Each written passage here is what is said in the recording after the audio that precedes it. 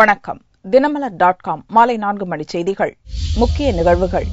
இலங்கை பிரச்சினையால் கடைசி நாளும் முடங்கியது பார்லிமென்ட். தமிழகத்தில் போராட்டங்கள் நீடிப்பு. தூக்கு தண்டனை விதிக்கப்படாது என்று உறுதிமொழி. இந்தியாவில் விசாரணைக்கு ஆஜராக புறப்பட்டனர் இத்தாலி கடற்படை வீரர்கள். டெல்லியை தகர்க்கும் பயங்கர சதி திட்டம் முறியடிப்பு. துப்பாக்கிகள், வெடிமருந்துகள் சிக்கின. விரிவான செய்திகள். இலங்கை தமிழர் பிரச்சினையை கிளப்பி தமிழக எம்பிக்கள் நடத்திய போராட்டத்தால் பார்லிமென்டின் இரு சபைகளிலும் 4வது நாளாக அலுவல்கள் பாதிக்கப்பட்டன. தமிழினத்துக்கு மத்திய அரசு துரோகம் செய்ததாக அவர்கள் கண்டனம் தெரிவித்தனர். இலங்கை தமிழர் பிரச்சினையை பார்லிமென்டின் இரு சபைகளிலும் கிளப்பி தமிழக எம்பிக்கள் கடந்த 3 நாட்களாக போராட்டம் நடத்தி வருகின்றனர். வெள்ளியன்று லோக்சபா கூடியதும் இலங்கை தமிழர் பிரச்சினையை திமுக, அதிமுக எம்பிக்கள் எழுப்பினர். ஐநா தீர்மானத்தை வலுப்படுத்த மத்திய அரசு முயற்சி எடுக்க தவறிவிட்டதாகவும் தமிழினத்துக்கு மத்திய அரசு துரோகம் இழைத்து விட்டதாகவும் கண்டன கோஷங்களை எழுப்பினர்.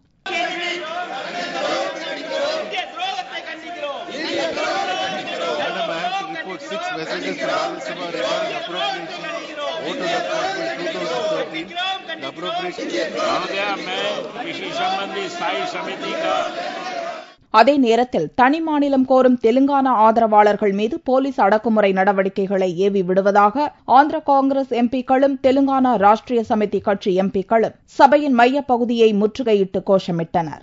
இதனால் முதலில் பகல் 12 மணி வரைக்கும் சபையை சபாநாயகர் மீராகுமார் ஒத்திவைத்தார். மீண்டும் சபை கூடிய போதும் கூச்சல் குழப்பமே நிலவியதால் சபை நாள் முழுக்க ஒத்திவைக்கப்பட்டது. இலங்கைக்கு எதிராக ஐநாவில் வலுவான தீர்மானம் கொண்டுவர மத்திய அரசு தவறியதாக ராஜ்யசபாவிலும் தமிழக எம்பிக்கள் சபையின் மையப்பகுதியை முற்றுகையிட்டு போராட்டம் நடத்தினர். இதனால் சபை முதலில் பகல் 12 மணி வரை ஒத்திவைக்கப்பட்டது. மறுபடியும் சபை கூடிய போதும் இப்பிரச்சினையால் சபை அலுவல்கள் முடங்கியது. பட்ஜெட் கூட்டத்தொடரின் முதல் கட்டத்தொடர் வெள்ளிக்கிழமையுடன் நிறைவடைந்தது. 1 மாத இடைவெளிக்கு பிறகு ஏப்ரல் 22ஆம் தேதி மீண்டும் பார்லிமென்ட் கூடவுள்ளது. இலங்கை பிரச்சினையில் மத்திய அரசுக்கு எதிராக தொடர்ந்து பல்வேறு போராட்டங்கள் நடத்த மாணவர் அமைப்பினர் திட்டமிட்டுள்ளனர். வெள்ளியன்றும் பல்வேறு இடங்களில் மாணவர்கள் போராட்டம் நீடித்தது. இலங்கைக்கு எதிராக ஜெனீவா மனித உரிமைகள் ஆணைய குழுவில் அமெரிக்கா கொண்டு வந்த தீர்மானத்தை இந்தியா ஆதரித்தது. ஆனால் தீர்மானம் நீர்த்து போனது என்றும் இதனால் எந்த நன்மையும் ஈழத் தமிழர்களுக்கு கிடைக்காது என்றும் மாணவர்கள் குற்றம் சாட்டியுள்ளனர். இதையடுத்து தமிழீழ விடுதலைக்கான மாணவர் கூட்டமைப்பினர் ஒத்துழையாமை இயக்க போராட்டத்தை நடத்தப்போவதாக அறிவித்துள்ளனர். காங்கிரஸ் அரசாங்கத்தை எதிர்த்து இனிமேல் தமிழகம் முழுவதும் மாணவர்களை ஒத்துழையாமை இயக்கத்திற்காக நாங்கள் அறைகூவல் விடுக்கிறோம். சுங்கச்சாவடியில் நாம் செலுத்தி வருகின்ற வரிகள், அதேபோல் ரயில் கட்டணங்கள், நாம் மத்திய அரசுக்கு செலுத்துகின்ற வரிகள், இது போன்ற எதனையும் பொதுமக்கள் யாரும் இதை மத்திய அரசிற்கு செலுத்த வேண்டாம் என்று மாணவர் கூட்டமைப்பின் சார்பாக நாங்கள் அறைகூவல் விடுகிறோம். காஷ்மீர் முதல் கன்னியாகுமரி வரை மாணவ சக்திகளை ஒன்று திரட்டி மார்ச் 31ஆம் தேதி ராஷ்டிரபதி பவனை முற்றுகையிடும் போராட்டத்தை டெல்லியில் நடத்தப்போவதாக தமிழ்நாடு மாணவர் கூட்டமைப்பினர் அறிவித்துள்ளனர். 31ஆம் தேதிக்குள் மத்திய அரசு எந்த ஒரு தகவலையும் தெரிவிக்கவில்லை என்றால், இந்த மாணவர்கள் போராட்டம் குறித்த கருத்துக்களை அவர்கள் சொல்லவில்லை என்றால், பிரணாப் முகர்ஜி என்கிற முன்னாள் மத்திய மந்திரி ஒளிந்திருக்கிற அந்த மாளிகையை நாங்கள் முற்றுகையிட இருக்கிறோம். லோக்சபா தேர்தலில் இக்கோபம் எதிரொலிக்கும் என்று எச்சரிக்கை விடுத்த மாணவர்கள் IPL கிரிக்கெட் போட்டியில் இலங்கை அணி பங்கேற்று விளையாடினால் போராட்டம் நடத்துவோம் என்றும் தெரிவித்தனர். இந்நிலையில் இலங்கை விவகாரம் தொடர்பாக பல்வேறு இடங்களில் போராட்டம் வலுத்து வருகிறது. இலங்கை அகதிகள் சார்பில் சென்னை வள்ளுவர் கோட்டத்தில் உண்ணாவிரத போராட்டம் நடந்தது. ஜெனீவா தீர்மானத்தை கண்டித்து சென்னை உயர்நீதிமன்ற வக்கீல்கள் ரிசர்வ் வங்கி முற்றுகை போராட்டம் நடத்தினர். ஆனால் அவர்களை போலீசார் தடுத்து நிறுத்தினர். அமெரிக்காவின் தீர்மானம் ஈழ மக்களின் துயரத்திற்கு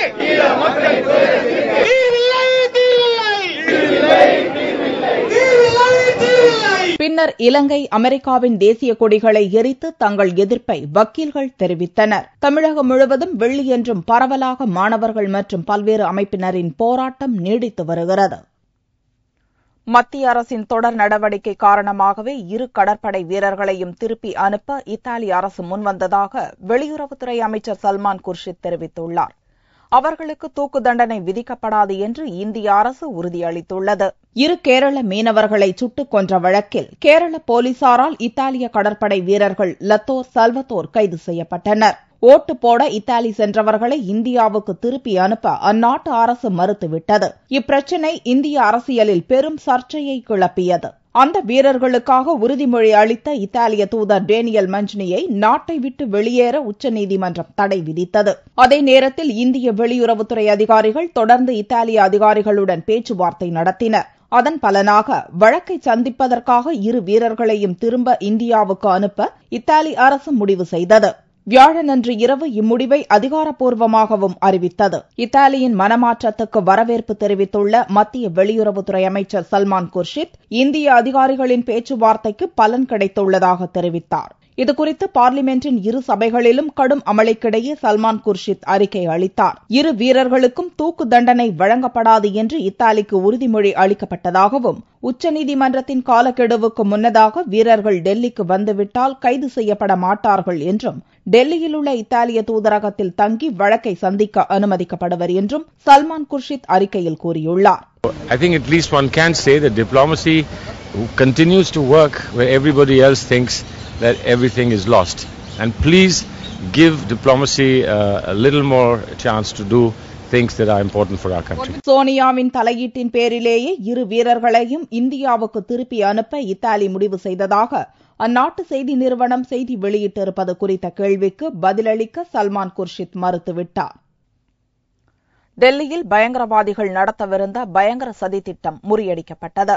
லாட்ஜில் பதுக்கப்பட்டிருந்த ஏராளமான வெடிப்பொருட்களை டெல்லி போலீசார் அதிரடியாக கைப்பற்றியுள்ளனர். டெல்லியின் மையப்பகுதியில் உள்ள ஜும்மா மசூதி பகுதியில் ஹாஜி அராபத் எனும் விடுதியில் வெடிப்பொருட்கள் பதுக்கப்பட்டிருப்பதாக டெல்லி போலீசுக்கு ரகசிய தகவல் கிடைத்தது. அதைத் தொடர்ந்து அந்த விடுதியில் போலீசார் மற்றும் வெடிகுண்டு நிபுணர்கள் அதிரடி சோதனை நடத்தினர். 304வது அறையில் AK-47 எந்திர துப்பாக்கி மற்றும் கைத்துப்பாக்கி, கையெறி குண்டுகள் 2 கிலோவுக்கும் அதிகமான பயங்கர வெடிப்பொருட்கள் கைப்பற்றப்பட்டன. கைப்பற்றப்பட்ட வெடிப்பொருட்களை விடுதி ஊழியர்களுக்கு தெரியாத யாரோ 3வது நபர் கொண்டு வந்து 304வது அறையில் வைத்துள்ளது விசாரணையில் தெரியவந்தது. சந்தேகத்துக்கிடமான விடுதி ஊழியர்கள் இருவரை போலீசார் விசாரித்து வருகின்றனர். அப்சல் குரு தூக்கிலிடப்பட்டதற்கு பழிவாங்கும் வகையில் ஹோலி பண்டிகையை முன்னிட்டு டெல்லியில் பயங்கர தாக்குதல் திட்டத்துக்கு ஹிஸ்புல் முஜாஹிதீன் பயங்கரவாத அமைப்பு சதித்திட்டம் தீட்டியுள்ளது. வெடிப்பொருட்கள் கண்டுபிடிக்கப்பட்டுள்ளதன் மூலம் மிகப்பெரிய சதித்திட்டத்தை டெல்லி போலீசார் முறியடித்துள்ளனர். வெள்ளியன்று துவங்கிய இந்தியா ஆஸ்திரேலியா இடையேயான 4வது கிரிக்கெட் டெஸ்ட் போட்டி நடக்கும் பெரோஷா கோட்லா மைதானம் ஹாஜி அராபத் விடுதியிலிருந்து வெறும் 4 கிலோமீட்டர் தூரத்தில்தான் உள்ளது. அதனால் கிரிக்கெட் போட்டியை குலைப்பதற்காக சதித்திட்டம் தீட்டப்பட்டதா என்றும் டெல்லி போலீசார் விசாரிக்கின்றனர். சென்னை அடையார் புற்றுநோய் மையத்தை தேசிய புற்றுநோய் ஆராய்ச்சி மையமாக தரம் உயர்த்த வேண்டும் என பிரதமர் மன்மோகன் சிங்குக்கு எழுதியுள்ள கடிதத்தில் ஜெயலலிதா வலியுறுத்தியுள்ளார். பிரதமர் மன்மோகன் சிங்குக்கு தமிழக முதல்வர் ஜெயலலிதா வெள்ளியன்று ஒரு கடிதம் அனுப்பியுள்ளார். சென்னையில் 1954ஆம் ஆண்டு நிறுவப்பட்ட அடையாறு புற்றுநோய் மருத்துவ மையம் நாடு முழுவதிலுமிருந்து வரும் ஏராளமான ஏழை புற்றுநோயாளிகளுக்கு மருத்துவ சேவை அளித்து வருவதை சுட்டிக்காட்டியுள்ளார். அரசு சாரா அமைப்பாக செயல்பட்டு வரும் அடையாறு புற்றுநோய் மையத்தை நாட்டின் தலைசிறந்த மையமாக உலக சுகாதார நிறுவனம் சான்றிதழ் அளித்திருப்பதையும் தனது கடிதத்தில் குறிப்பிட்டுள்ள ஜெயலலிதா, 3ஆம் நிலை புற்றுநோய் மைய திட்டத்தின் கீழ் 2011-2012ஆம் ஆண்டில் மத்திய அரசின் சார்பில் வெறும் 4.80 கோடி ரூபாய் மானியம் மட்டுமே உபகரணங்கள் வாங்க வழங்கப்பட்டிருப்பதாக குறிப்பிட்டுள்ளார். அதே ஆண்டில் மாநில அரசின் பங்காக 1.20 கோடி ரூபாய் மானியம் வழங்கியதை அக்கடிதத்தில் சுட்டிக்காட்டியுள்ள ஜெயலலிதா, அடையாறு புற்றுநோய் மையத்தின் பராமரிப்புக்கு 30 ஆண்டுகளாக மாநில அரசு மானியம் வழங்கி வருவதாக தெரிவித்துள்ளார். புற்றுநோய் பாதித்த மேலும் ஏராளமான நோயாளிகளுக்கு சிகிச்சை அளிக்க வசதியாக தேசிய புற்றுநோய் ஆராய்ச்சி மையமாக தரம் உயர்த்த வேண்டும் என்றும் இதற்கான செயல் திட்டத்துக்கு ஒப்புதல் அளிக்க வேண்டும் என்றும் அக்கடிதத்தில் பிரதமர் மன்மோகன் சிங்கை ஜெயலலிதா வலியுறுத்தியுள்ளார். வறட்சி பாதிப்புக்கு உரிய நிவாரணம் தமிழக பட்ஜெட்டில் அறிவிக்கப்படாததை கண்டித்து தஞ்சை விவசாயிகள் நூதன ஆர்ப்பாட்டம் நடத்தினர். தமிழக பட்ஜெட் வியாழனன்று தாக்கலானது. இதில் வறட்சியால் பாதிக்கப்பட்ட விவசாயிகளுக்கு நிவாரணம் அளிப்பது தொடர்பான அறிவிப்புகள் இடம்பெறவில்லை. இந்நிலையில் வெள்ளியன்று தஞ்சை மாவட்ட கலெக்டர் பாஸ்கரன் தலைமையில் விவசாயிகள் குறைதீர்க்கும் கூட்டம் நடந்தது. இக்கூட்டத்தில் விவசாயிகள் சட்டை அணியாமல் வயிற்றில் பட்டை நாமம் போட்டு வந்து கலெக்டரிடம் கோரிக்கை மனுவை அளித்தனர். கூட்டத்தை புறக்கணித்த விவசாயிகள் பாதிக்கப்பட்டுள்ள விவசாயிகளுக்கு உரிய நிவாரணம் அளிக்க வேண்டும் என்றும் பட்ஜெட்டில் தஞ்சை மாவட்டம் புறக்கணிக்கப்பட்டுள்ளதாகவும் குமரினர். நிதிநிலை அறிக்கையில விவசாயிகளுக்கு எந்த சலுகையும் இல்ல. இங்க தஞ்சை மாவட்டம் முழுவதுமா புறக்கணிக்கப்பட்டிருக்கு.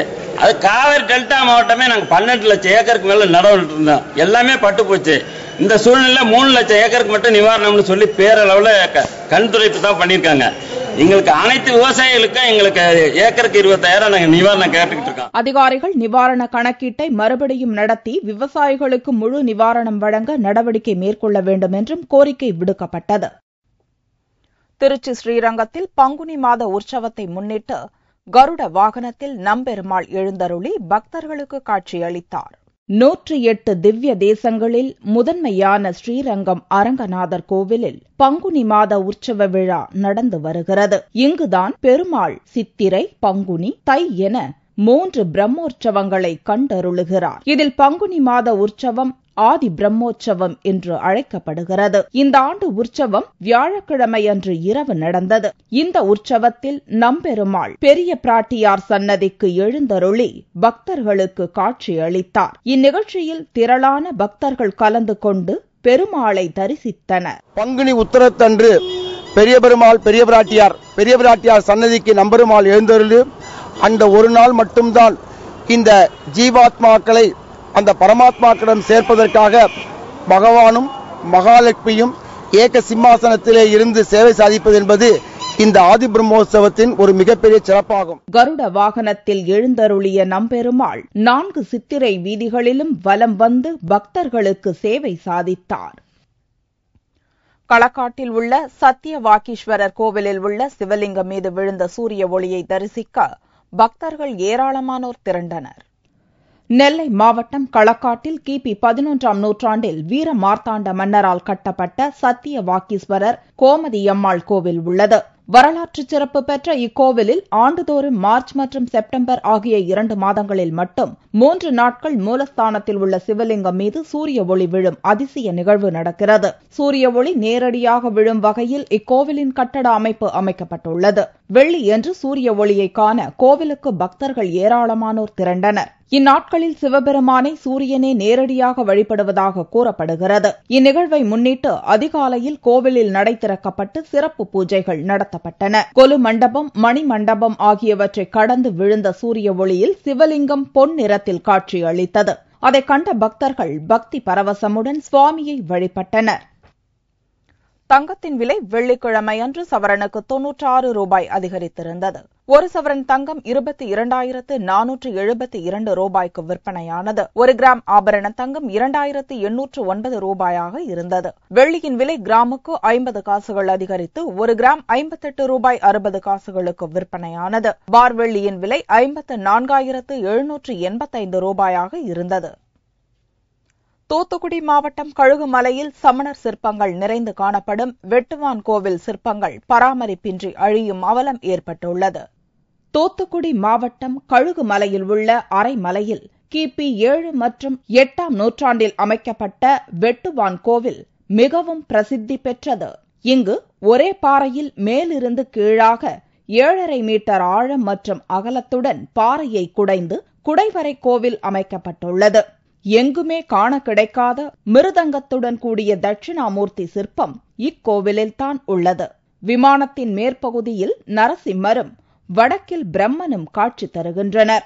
விமானத்தின் 4 மூலைகளிலும் நந்தி சிலைகளும் அவற்றுக்கு கீழ் யாழி வரியும் கபோதகமும் அமைந்துள்ளன. இம்மலையின் தென்மேற்கு பகுதியில் சமணர் பள்ளிகள் அமைந்துள்ளன. மலைச்சரிவில் சமண தீர்த்தங்கரர்களின் சிற்பங்கள் செதுக்கப்பட்டுள்ளன. இதுபோன்ற பல்வேறு வரலாற்று சிறப்புடன் விளங்கும் இக்கோவில் தொல்லியல் துறை கட்டுப்பாட்டில் இருந்தாலும் பராமரிப்பு இல்லாமல் இருக்கின்றது.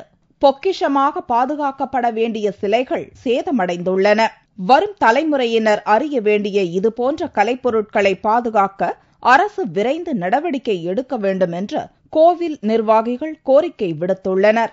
கழுகுமலை வெட்டுவாங்கில் குடைவர் சிற்பங்களுக்கு மலையை குடைஞ்சி சிற்பங்கள் காணப்படுகிறது. இங்கே மிருதங்க தட்சிணாமூர்த்தி உலகத்தில் எங்கும் கிடைக்காம இங்கேதான் அதிசயமாக காணப்படுகிறது.